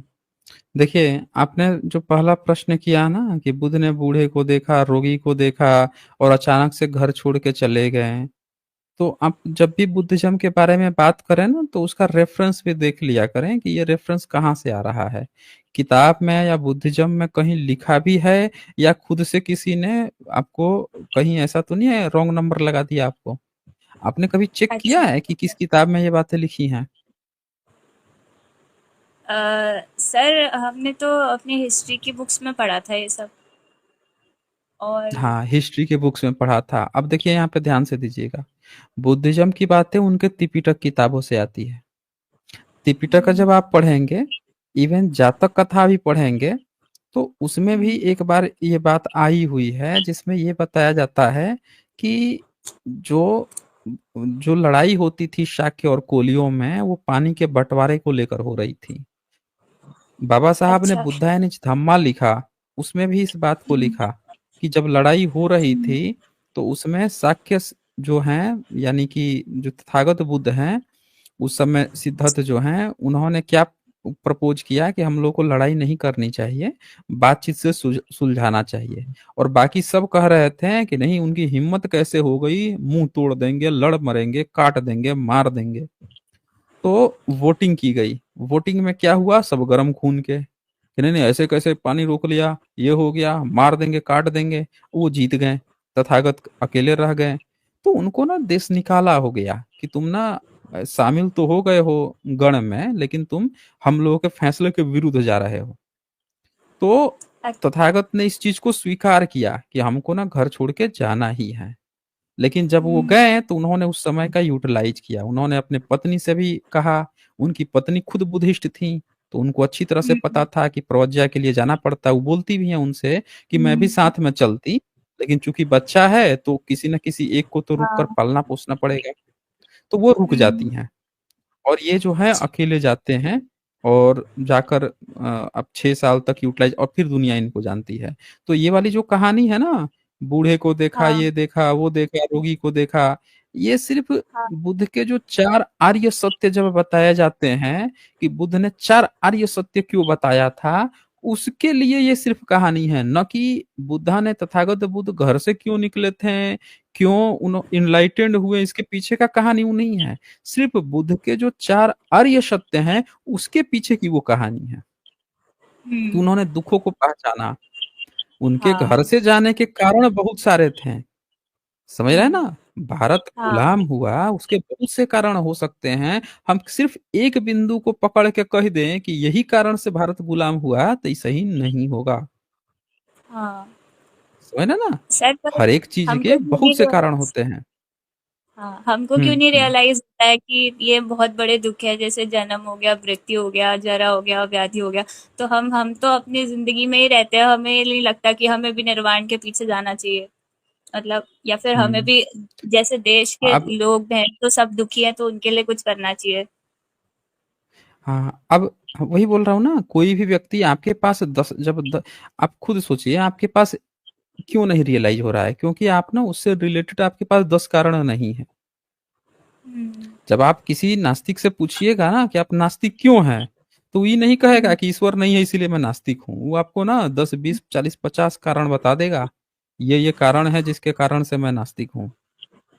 आप हम्म। कहिएगा कि सिर्फ ईश्वर नहीं है इसीलिए ही नास्तिक है, ये बात सही नहीं है। हम्म। वो तो कोई वो तो पॉइंट आ गया ना कहने के लिए कि हाँ भैया, ये तो तुम्हारा जो ईश्वर है फाल्स गॉड है, ये है, वो एक पॉइंट हुआ। ना कि उसके नास्तिक बनने के पीछे का असली कारण वही है, ये नहीं हुआ। ऐसे ही तथागत के जीवन में ये जो बातें हैं, बूढ़े को देखा, रोगी को देखा, इसको देखा, तो उन्होंने अपने इनलाइटमेंट में इस पे काम किया, वो उनका एक पहलू है, ना कि ओवरऑल। अच्छा, दूसरा आपका था ना निब्बान की प्राप्ति, कि एक स्टूडेंट जो है उसके लिए निब्बान की क्यों जरूरत है, हाँ। यही था ना। अब आप एक हाँ बात सर। बताइए, आप स्कूल में पढ़ने के लिए गए, आप मेल हैं फीमेल हैं? फीमेल हूँ। अच्छा, फीमेल है, ठीक है। तो मान लेते हैं आप स्कूल में गई, और हम्म। आमतौर पर वहां पे कोई लड़का है, उसका काम क्या है, आया तो स्कूल में है लेकिन पढ़ाई कम कर रहा है, दिन रात जो है लड़कियों को घूर रहा है, उसका उम्र उस पर हावी है। हाँ। ठीक है, पढ़ाई कम करता है, स्कूल से बाहर निकलता है तो भी छेड़खानी, लफुआबाजी, क्लास में भी लफुआबाजी, और रिजल्ट आता है हाँ। नीलबटे थोथा। ठीक है। हम्म। अब आप बताइए, उसको घर वाले चाहते हैं पढ़ लिख के अच्छा बने, स्कूल में जाकर लफुआगिरी कर रहा है। हम्म। हम्म? उसको हाँ। निब्बान की जरूरत है कि नहीं है, आप बताइए। सर एक्चुअल सेंस में तो बहुत ज़्यादा ज़रूरत है, क्योंकि वो अपनी रिस्पॉन्सिबिलिटीज़ भी नहीं निभा पाएगा, और मतलब कल को उसकी उसकी लाइफ में दुख आएंगे। अच्छा, एक हाँ दूसरा कंडीशन लेते हैं कि लड़का जो है लफुआ नहीं है, ठीक है, हाँ ना दारू हाँ सिगरेट पीता है, नहीं उसके कोई लड़कीबाजी का चक्कर है, कुछ भी नहीं है, लेकिन हम्म वो क्या करता है, स्कूल जाता है और क्लास में ध्यान नहीं देता है। कभी स्कूल में क्लास में टीचर क्या पढ़ा रहा है ध्यान देने की कोशिश करता है, फिर बैठ जाता है, फिर अपनी किसी हम्म, कहानी में खो जाता है, बैठे कुछ और हाँ सोचने अपने लगता है, थॉट्स में। मन नहीं लगता, घर की कोई हाँ प्रॉब्लम उसको याद आने लगती है, घर पे हाँ पेरेंटिंग अच्छे से नहीं हो रही है, पिता से दुखी है, घर परिवार से दुखी है, वो याद आने लगता है, और टीचर क्या पढ़ा के हम्म, गए उसके दिमाग में नहीं घुसता। ठीक हाँ है, घर हाँ पे जाता है, किताब खोलता है, फिर उसका दिमाग में घुसता नहीं है। दिन भर किताब लेके बैठा हुआ है, कोई उसमें बुरी आदत नहीं है, लेकिन दिन भर किताब लेके खुला बैठा हुआ है, लेकिन उसके दिमाग में क्या चल रहा है, जबकि उसका बाहरी फिजिकल कोई उस तरह का धूर्तता भी नहीं है। ठीक है ना, हाँ फिजिकल कोई भी, हाँ लेकिन फिर और उसके मार्क्स भी अच्छे नहीं आते, क्योंकि उसके माइंड में क्या चल रहा है लोग डिटेक्ट नहीं कर पा रहे हैं ना, वो डिटेक्ट। तो बताइए, उसको निब्बान की जरूरत है कि नहीं है? हाँ हाँ सर, बहुत ज़्यादा है ज़रूरत, क्योंकि उसको स्ट्रेस कंट्रोल नहीं है, मतलब कहीं न कहीं स्ट्रेस कंट्रोल का भी नहीं पता। ये सब चीज़ें तो कहीं न कहीं बुद्धिज़्म में है ही, कि आप कैसे अपने मन को मतलब स्थिर करो और पीसफुल बनाओ, तो उससे उसका फ़ायदा बहुत ज़्यादा हो जाएगा। मतलब हो हम्म। सकता है कि वो 8 अब घंटे पढ़ रहा हो और फिर 1 ही घंटे बस पढ़ पा रहा हो, बाकी सारे टाइम सोच रहा हो, तो वो 8 घंटे पढ़ लेगा उसके बाद। अब एक हाँ, तीसरा कंडीशन ले लेते हैं। एक बहुत होनहार बच्चा है, पढ़ाई लिखाई में हाँ, भी अच्छा है, ठीक है, हुँ, और सब चीज पढ़ हाँ, लिख रहा है, लेकिन उसकी एक एज होती है, और उस एज में वो क्या होता है कि उसकी बॉडी जो है, उसका एज जो है, उसको बार बार भ्रमित कर देता है, बार बार उसके हुँ, लक्ष्य है, जो गोल है, उसे भटका देता है, बार बार कहीं हाँ, उसका ख्याल दूसरी जगह जा रहा है, कंसंट्रेट नहीं कर पा रहा है, हालांकि बचपन से होनहार हाँ, रहा है। लेकिन हाँ, एक उम्र आती है, उम्र के पड़ाव पे, जहाँ पे उसको बेहतर कंसंट्रेट करने की, लेकिन उसका बार बार मन फिसल जा रहा है, बुरी आदतों की और तरफ जा रहा है, और उसके अगल बगल के सराउंडिंग जो दोस्त हैं क्लास वाले, वो भी बुरी आदतों वाले हैं, बार बार वो भटक रहा है। तो उसको निब्बान की जरूरत है कि नहीं है, हालांकि उसका बैकग्राउंड बहुत अच्छा है। हुँ। हाँ सर, क्योंकि ऐसा भी होता है ना, जैसे डिस्ट्रैक्शंस होती है तो वो गोल को बिल्कुल भुला देंगी, मतलब हम्म। तो गोल गोल तो मतलब ऐसा होगा कि हमारा गोल था भी कि नहीं, ऐसा हो जाएगा।